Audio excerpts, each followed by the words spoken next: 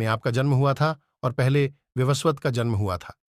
तो फिर वह कैसे समझे कि आपने पहले भी उससे ये सत्य बातें की थीं? देदीप्यमान भगवान ने कहा, हे अर्जुन, मेरे और तुम्हारे भी बहुत से प्राण नष्ट हो चुके हैं।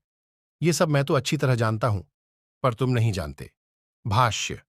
श्री कृष्ण के पूर्व कथन, सभी कर्मों को मुझे समर्पित करना को ध्यान।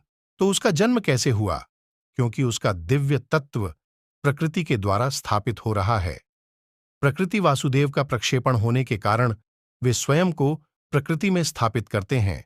उसके माध्यम से उसमें स्वयं का निर्मित रूप जन्म लेता है। यही मतलब है।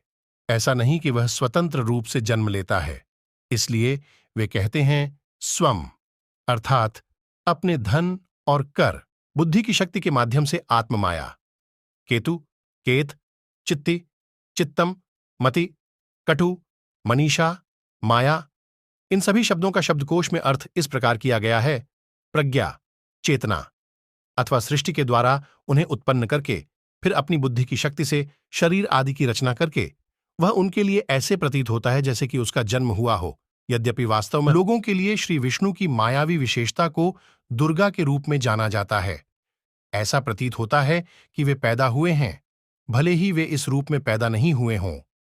ईश्वर का अर्थ है ईशेभ्योपि वर से भी महान, महान, चूंकि आप उन लोगों से श्रेष्ठ हैं जो ब्रह्मा, रुद्र, श्री, शेष और अन्य से भी बड़े ईश हैं, इसलिए आपको ईश्वर के रूप में जाना।